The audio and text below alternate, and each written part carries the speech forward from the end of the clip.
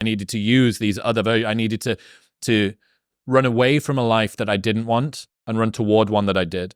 Needed to escape something that I feared, and I also needed to go towards something. But the real bliss is when you go orthogonal to both of those, which is... Let me ask you this. So when you're serotonin Chris, magic mushrooms with your buddies in the hammock, how long can you lay in that hammock before you get to the imposters, the thing, hey, I gotta go accomplish? For me, it's going to accomplish something, to have some sort of purpose. Right. I'm still working on getting better on vacations. My wife knows that I'm much easier to get along with on vacation if I get a couple hours to write in the morning and get a workout in. Dude. I wish I could go 2 weeks with going, hey man, whatever. But I get antsy, I get edgy. I'm not present. Because I need a little time to go break a sweat mentally, physically, and then man, the rest of the day I'm great. I love this topic. I've been thinking about it so much recently. Type A people with type B problems, type B people with type A problems. Okay. So the insecure overachiever needs to learn how to lie in a hammock. Yeah. And the lazy person who's on the verge of bankruptcy needs David Goggins shouting in their face. Yeah. Right? Yeah. Now, the interesting thing is, because of culture and because of the way that people are perceived, a person who is overworked but outwardly very successful will always seem to be in a more preferable position than someone who's on the verge of bankruptcy and needs to get off Xbox, right? So we gift more sympathy because it seems charitable, right? It seems supportive to the person who you just need to work harder. Yeah. Think about what you have contributed to the world, which are movies. Every movie, the training montage of the down underdog is them working hard and learning to get up on time and be disciplined and so on and so forth. I don't know of any movies where a guy learns to log out of Slack at 6 p.m.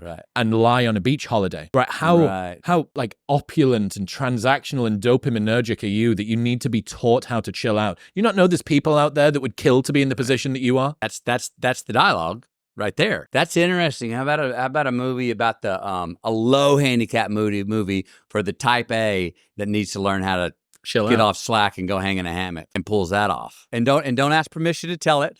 don't ask for boo-hoos for the character. Just because no one's showing that. I mean, look, what do we do today? What are the things going? You probably know better than I do. There's a lot of, it's like people have gotten much more into meditation. Successful people got much more into meditation. You brought one up earlier. Psilocybin is now sort of an avant-garde sort of hair. Hey man, this is a way to breathwork, cold plunge, sauna, sound healing. Yeah. Now, how many of those are we going to look at in 10 years and go, that was a fad? How many of those are we going to go, that was a really cool discovery? Well, here's the vicious thing about those modalities, that a lot of people, I call it productivity purgatory, which is the things that you do for fun, you only do in order to be able to service more productivity when you get back to it. So why do you do your breath work? Not because it makes me feel good and I like to do breath work, but because I watched an Andrew Huberman podcast episode that said that it allows me to work 15% harder the next day. And you go, no. Like, your recovery modalities should be in service of themselves. Do you think this is if we're going to call it a sin or a disease, I'm going to do that for stereotype and typical word. Do you think this is a sin or disease of the West? Because, for instance, I'm in Italy, and we were with this wonderful couple, older couple, and they were both like 80, and they were just had their shit together, man.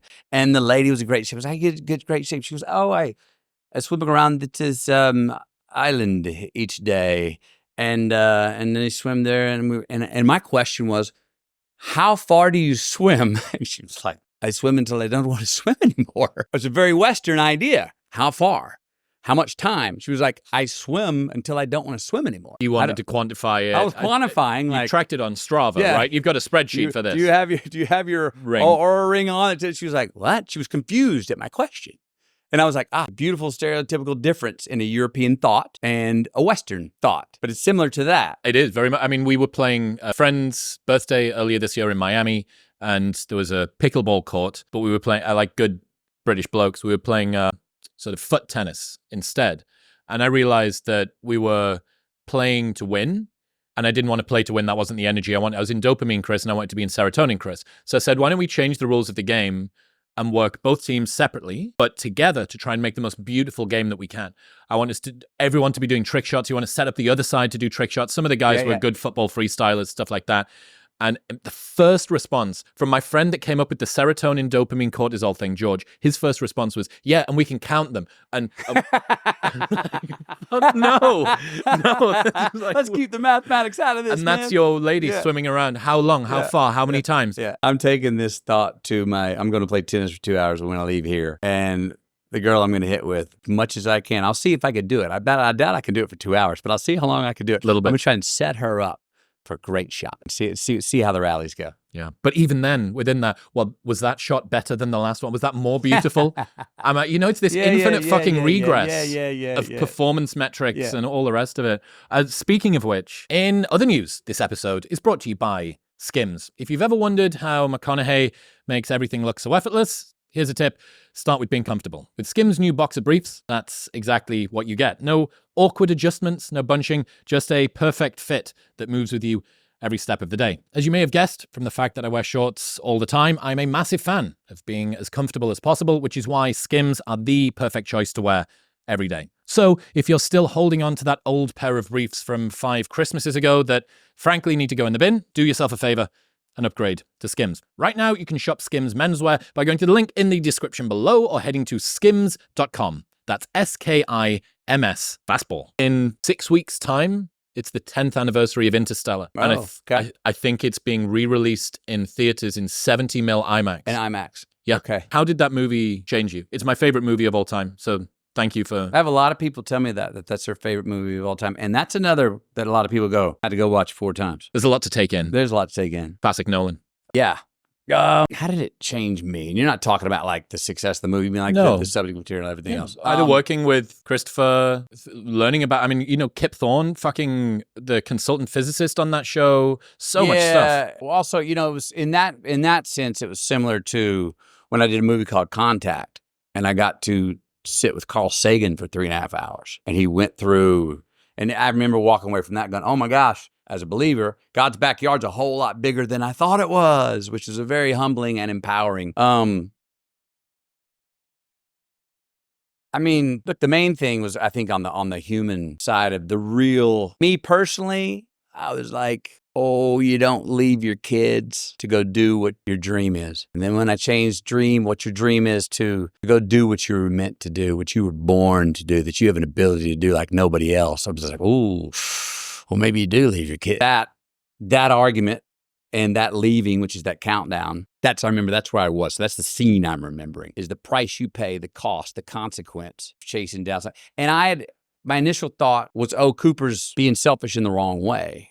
And then it's a good argument, though. I don't think you can easily say that. There's a major consequence with that, but look at what, and I deal with it now. I got 3 kids doing my favorite job. But I think I find extreme and endless purpose in parenting, but I'm dabbling in different versions of leadership that have to do with the betterment, maybe, I hope, of more people, but it would become a consequence of being there and being present like I want to be for my 3 children and my wife as our family. I haven't found anything that I believe is worth that at the sacrifice of this yet. And my argument with myself there is the best exports we can have, if we do it well, is our children. No better export you can put out, no better extension of yourself, no better way to affect, create legacy, the world.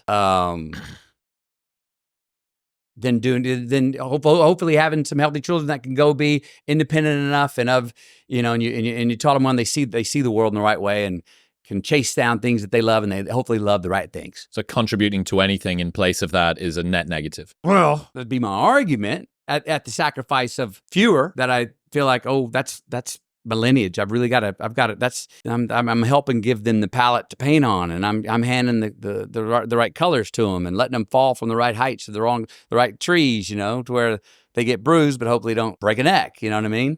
But it's a good argument, one that I understand on the other side. And I have friends that have sacrificed that. I have friends that have been very successful, even in the career of being an actor in Hollywood, and a successful actor in Hollywood. This brings me back to when we first had kids, before Camilla pulled the goalie to get pregnant. She goes, one condition, you go, we go. And my first reaction was, hey, I'm lone wolf artist here, man. I go off my Airstream with my dog. I'm a solo coyote here, man. And while I'm saying that, I heard my mother's voice go, you better nod your head and say, she's giving you a gift. Say, yes, ma'am. And I did, yes, ma'am. And we've done that. I have a 16-year-old, a 14-year-old, and an 11-year-old. No doubt that has a major contribution to whatever strength our family is. And I think our family is very strong, and the security that my kids have and the courage that they have, because we've never been away from each other that long. They picked up, came with. There's another side. I understand. You got opportunities that can